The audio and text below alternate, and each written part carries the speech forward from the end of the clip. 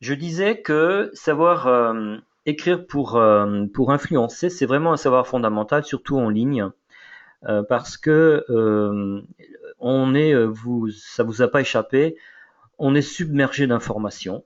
On reçoit des tonnes de mails tous les jours, entre 50 et 100 pour beaucoup d'entre nous, et, euh, et que ça fait que les informations que vous-même vous envoyez, elles sont noyées dans la masse et c'est indéniable qu'il faut apprendre à sortir du lot pour tout simplement ne pas travailler dans le vide quand on sait que ce qu'on va envoyer à tel ou un tel ou un tel est déjà dans une masse d'un nombre considérable de messages que cette personne avec qui vous communiquez reçoit. Donc, c'est pour ça que c'est un savoir fondamental. Ensuite, pourquoi c'est un savoir fondamental? Parce que, en fin de compte, quand vous regardez bien les métiers que nous faisons, je parle du marketing relationnel, mais également quand on pratique le marketing Internet, tout se ramène finalement, quasiment tout, hein, se ramène à des mots, à du langage, à du discours.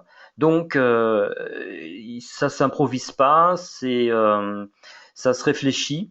Et d'autant que il y a de vrais spécialistes de la question depuis fort longtemps, on va en parler ce soir, et qui ont démontré, et je l'ai bien démontré, la puissance de savoir écrire pour convaincre. Alors, j'en profite pour vous dire, pour vous donner une explication de ce pourquoi. Il y a des différences comment je dirais ça, d'efficacité dans l'art de parler d'un produit ou de parler d'un business. D'abord, j'aimerais vous poser une question. D'après vous, est-ce que c'est plus facile de parler d'un produit ou de parler d'un business? Dites-moi. Dites-moi, ou produit ou business. Qu'est-ce qui est le plus simple?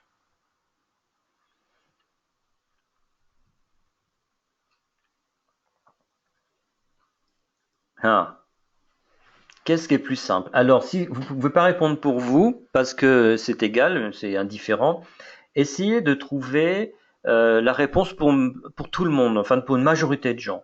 Donc, on va dire pour une majorité de marketeurs relationnels, qu'est-ce qui est le plus simple pour eux? C'est de parler produit ou de parler business.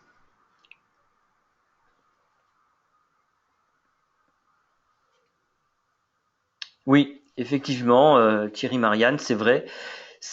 Moi, j'ai mis des années à comprendre ça. Il m'a fallu des années vraiment hein, pour prendre conscience que c'était plus simple de parler de produits que d'un business. Parce que pour moi, c'était le contraire. C'est toujours le contraire.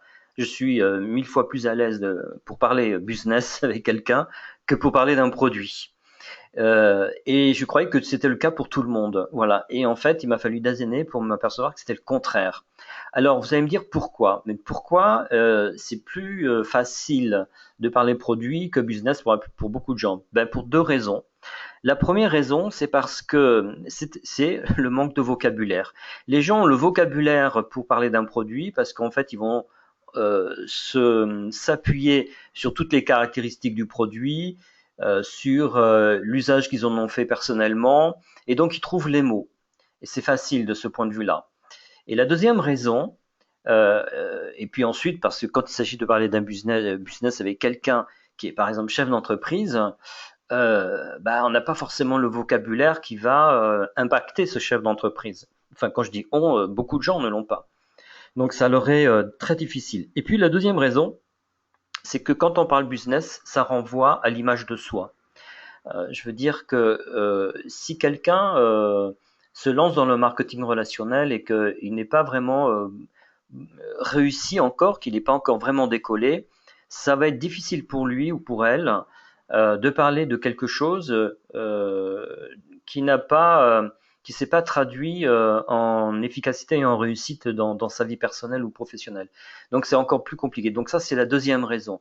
Mais la première raison c'est un manque de vocabulaire. Ce qui est une autre façon de vous dire que si quelqu'un en fait potasse bien la terminologie, tout le vocabulaire qui traite de l'art et la manière de parler business, il n'a pas besoin de réussir dans un business.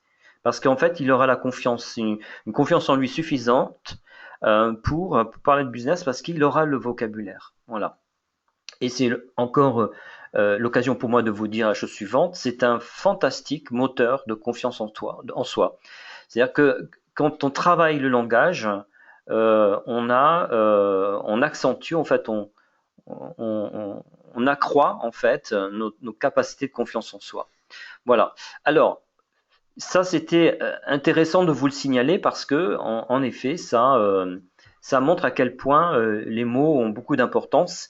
Et ça me rappelle une étude que j'ai vue passer il y a vraiment longtemps, longtemps, et qui montrait que les littéraires trouvaient beaucoup plus facilement du travail que les scientifiques, ce qui est extraordinaire dans la période où nous vivons, parce qu'a priori, un ingénieur devrait trouver plus facilement, etc. Alors, il faut comparer ce qui est comparable, évidemment.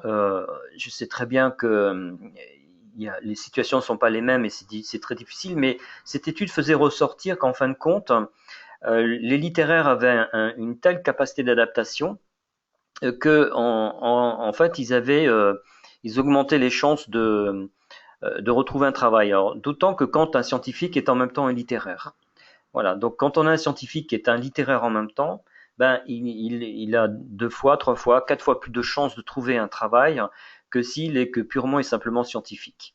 Alors, l'explication, elle est bête comme chou, là également, mais c'est tout simplement parce que on a la maîtrise d'un langage, d'un vocabulaire et de la capacité, on va en parler tout à l'heure, de parler dans le langage de l'autre.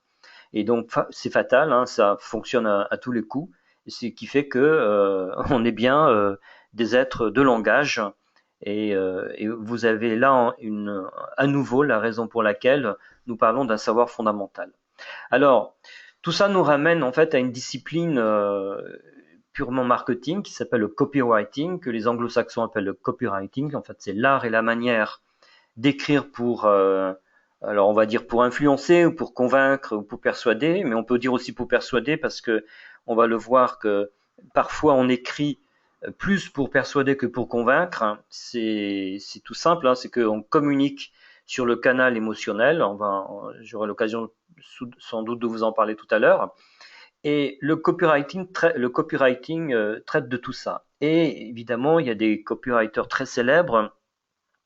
Donc Christian Godefroy, que je ne pouvais pas ne pas vous citer ce soir parce que il a été du temps de son vivant l'un des papes mondiaux, hein, mondial du copywriting, et c'était un Français. On pouvait être fier de ça. Et ce qui est très intéressant avec cette discipline, c'est que, en fin de compte, vous apprenez à écrire pour vendre en fin de compte. Et ce qui fait que vous allez travailler sur différentes dimensions. Donc il y a les mots, il y a les phrases, il y a les tournures, et puis il y a les structures. On va en parler parce que les structures c'est le socle en fait de la réussite dans le copywriting. Et c'est vrai que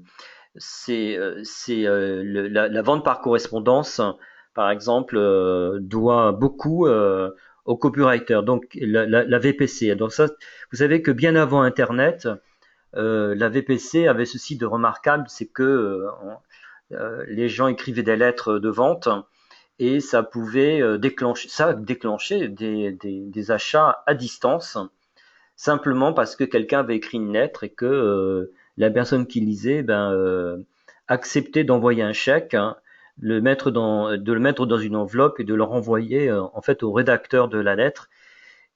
Et ça s'appelait la vente par correspondance, et ça entrait dans une discipline qui s'appelle toujours le marketing direct, c'est-à-dire que c'est du marketing qui n'a pas besoin de la présence physique d'un vendeur. C'est pour ça qu'on parle de marketing direct. Ce qui n'est pas à confondre avec la vente directe. J'entends souvent les gens parler de leur métier en disant qu'ils font du marketing direct. Non, on est dans la vente directe.